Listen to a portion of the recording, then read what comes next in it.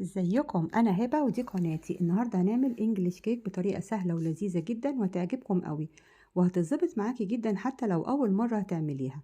في بوله بقى هنحط كوبايه ونص سكر عادي مش سكر بودر، ومعاهم 200 جرام زبده بدرجه حراره الغرفه، وبمضرب البيض بقى، وهنضرب السكر والزبده مع بعض لحد ما يدوبوا في بعض خالص.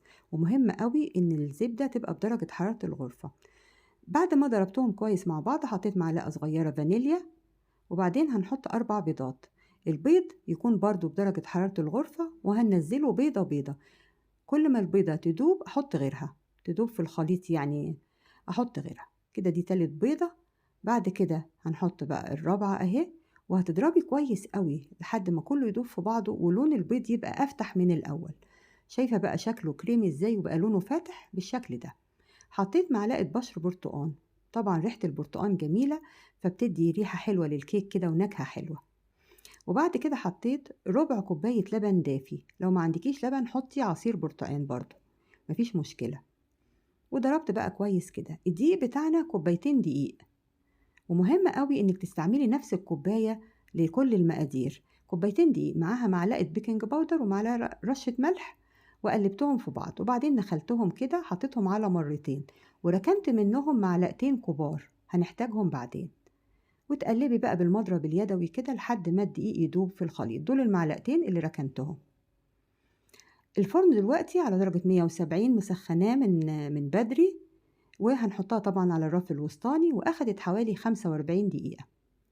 خلصت بقى الدقيق كده، حطيت في المعلقتين اللي ركناهم معلقة زبيب، معلقتين فواكه مسكرة، معلقتين كريز احمر واخضر كده، معلقتين عين جمل، وده اختياري لو ما عندكيش مش لازم.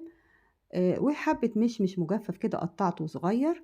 وقلبت بقى كل الحاجات دي مع الدقيق كويس، يتغلف بالدقيق من بره كويس قوي، ودي خطوة مهمة لأن هي اللي بتخلي الفواكه المسكرة دي والحاجات دي تبقى فوق في مكانها، ما تنزلش في الكيك من تحت وهي بتستوي.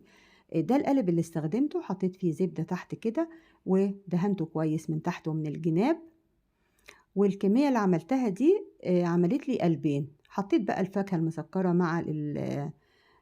مع الكيك كده وقلبتها كويس، وزي ما بقولك عمل لي قلبين، قالب المقاس ده وقالب أصغر شوية. لو ما عندكيش القوالب دي حطي في صينية مستطيلة، وبعد ما تستوي اقسميها بالطول، هتبقى شكل القالب برضو، هتبقى ايه نصين كده زي القالب، وبعدين قطعيها.